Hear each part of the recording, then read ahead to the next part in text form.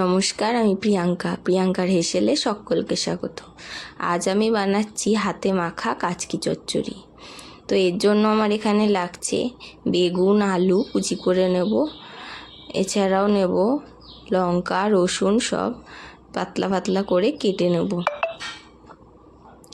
এই রান্নাটা পুরনো রান্না, কিন্তু খেতে খুবই ভালো লাগে, খুব সহজ এই রেসিপিটা।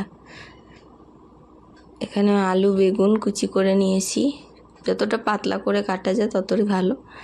এখানে আমি পেঁয়াজ, কাঁচা লঙ্কা, রসুন ও টমেটো কুচিয়ে নিয়েছি। আর এখানে মশলার জন্য নিয়েছি কালো সাদা সর্ষে 2 চামচ করে নিয়েছি, এটাকে আমি বেটে নেব শিলে।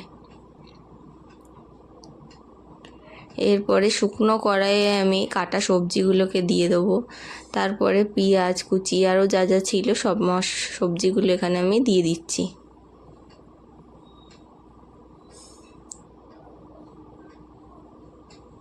এখন আমি ওই সর্ষে বাটাটাও এখানে দিয়ে দিলাম, আর দিচ্ছি হলুদ গুঁড়ো আর নুন। এরপরে দেব আমি পরিমাণ মতো সর্ষের তেল। একটু তেলটা বেশি দিতে হয় এ রান্নায়, তাহলে একটু ভালো হবে। আর কাচকি মাছগুলো আমি এখানে দিয়ে দিয়েছি, দিয়ে ভালো করে হালকা হাতে মেখে নেব।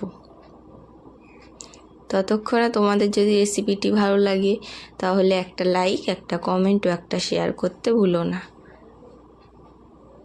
এখন আমি ঢেকে গ্যাসে এটা বসিয়ে দিয়েছি। দেখো ঢাকনা খুলে দেখো কতটা জল বেরিয়েছে। এটাকে হালকা করে একটু এপিট ওপিট উল্টে পাল্টে দিচ্ছি। বেশি নাড়াঘাটার দরকার নেই, তাহলে মাছগুলো একদমই ভেঙে যাবে। একদম হালকাভাবে নেড়ে দিয়ে আমি আবার ঢাকা দিয়ে দেবো। প্রায় আধা ঘন্টা মতো লাগে এটাকে একদম সিমে রান্না করতে।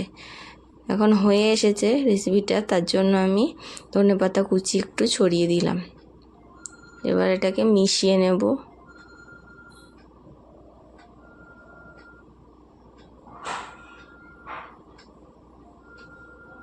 হয়ে গেল আমার হাতে মাখা কাচকি চচ্চড়ি।